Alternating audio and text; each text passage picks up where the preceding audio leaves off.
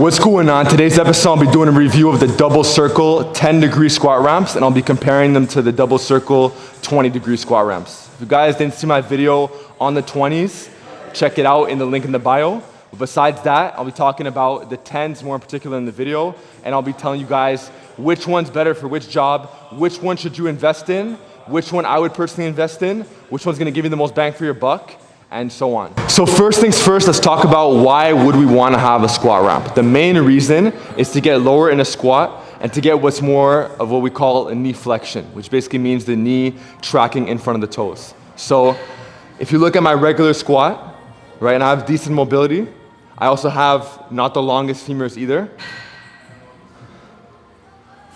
I could get pretty deep in a squat and my knees could travel relatively forward.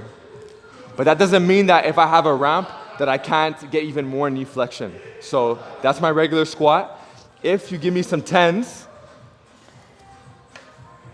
look what happens now. It's much more elevator-like. Like I'm in a tight elevator shaft. Shout out to Rich Daw. You're just going up and down. But the ramp isn't so high that it's pushing me down. I could still stand on it properly, and it just changes the shape of the floor very slightly, but just enough so I could get better knee flexion. My back is more upright. My torso in general is a lot more upright. I'm gonna feel less in my lower back, feel more in my quads, and it's still gonna feel great on my knees. Now, if we talk about the 20-degree ramps, like I mentioned in the video, this is for people, from my personal experience, people I've coached, people I've observed who use the 20s, who really wanna get even more knee flexion than that. Maybe they have a certain sport where they have to track even more, or they have extremely long femurs. Some people, when they do a squat, they hinge it way too much. The hips go way too far back. It ends up looking like an RDL or some form of stiff-legged deadlift. For those individuals, sometimes that 10 might not be enough. You know, if I'm working with someone who's like 6'6", 6'7", or let's just say 6'5", because I don't work with anybody who's taller than that, 20 degrees could work. 20 degrees actually does work. And this could also apply to individuals who are maybe, let's say, 5'10", 5'11", but they still have very long femurs. This could help them get a more squatty squat, if you will. So this is as elevator as it gets. This is a 20-degree ramp. You see how upright I could get? And I'm not even using a weight for counter force. This is solely my body weight. So certain individuals, if they try to get greedy with a knee flexion, this might actually aggravate their knees. So in that case, a 10-degree wedge, 10-degree ramp would feel really good. But it's about toying with the options, seeing what you have in your toolbox, and using those to your advantage, right? So basically you have the barefoot option, where you're just going with your shoes, right? You just do a regular squat. You can use a 10-degree ramp.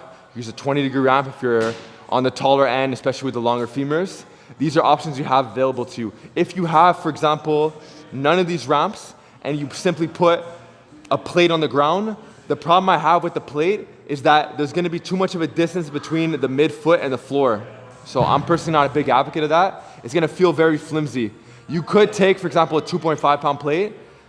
It's maybe better than nothing for some people, but in some cases, nothing might actually be better than that, and you might actually be better off investing in a ramp. Now, some people may ask in the comment section, what about Olympic weightlifting shoes? The thing with Olympic weightlifting shoes is that for some individuals, that might actually be enough to grant them more of that elevation in the heel so they could get more upright in the squat. You see a lot of powerlifters, the powerlifter can't use a ramp during competition, so they have to invest in the right shoe wear. And in that case, having certain Olympic weightlifting shoes, the ramp degree might be like 5 degrees or so. It's definitely not gonna be 10 degrees like these, but 5 degrees could still go a long way. And that's the point I'm trying to make with this video, is that I find the happy medium for a lot of people is the 10 degree. The 10 degree is not so high that it's pushing you forward. You see online, for example, there's some 30-degree wedges. If you're on a 30, you're literally gonna be sliding on that. So I would never go higher than a 20, but even for myself, I don't even use the 20s as much as I used to, because ever since I got the 10s, I feel like I get more out of the 10s for myself, and I use the 20s when it's appropriate. So with all the clients, or myself, or people in the gym, or at least the things that I have control over, I use the 20 degrees less, and I use the 10 degrees more. I would use the 10 degrees at least 80% of the time, if not 85. and the 20 degrees maybe like 10-15% of the time. I know I have them in my back pocket. I know that they're there in the toolbox if I need them. So briefly, I'm gonna go into comparison of my 10-degree ramps I was using in the past compared to the 10-degree ramps by Double Circle, pros and cons. So basically with these ramps that you may have seen in my older videos, they basically cut in half. So the heel is elevated, but past the midfoot, the toes are on the ground, okay? Which has its pros and cons, and it really comes down to personal preference.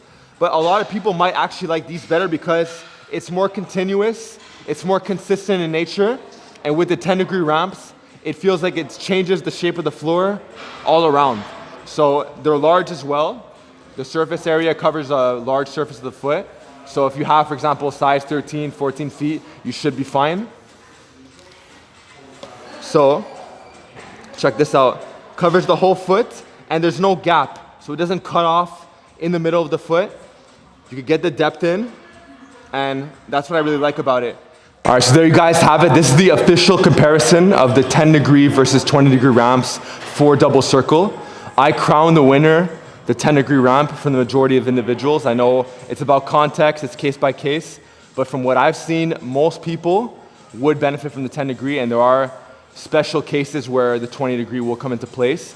So in that case, if you're a gym owner or if you're into gym equipment, you have a home gym, you would benefit from having both. But if you have to pick one, for the majority of people, I would go with the 10, because a lot of people, a small degree of a reg does go a long way. And in that case, the 10-degree fits the bill just fine. So that's pretty much it. So let me know what you guys think in the comment section below. Let me know in the comment section, what are you personally squatting with? Do you use ramps? If so, what brand are you rolling with? If you don't use ramps, use the Olympic weightlifting shoes, let me know that. If you don't use any of this, you go barefoot, let me know down below as well. And I'll see you guys next time.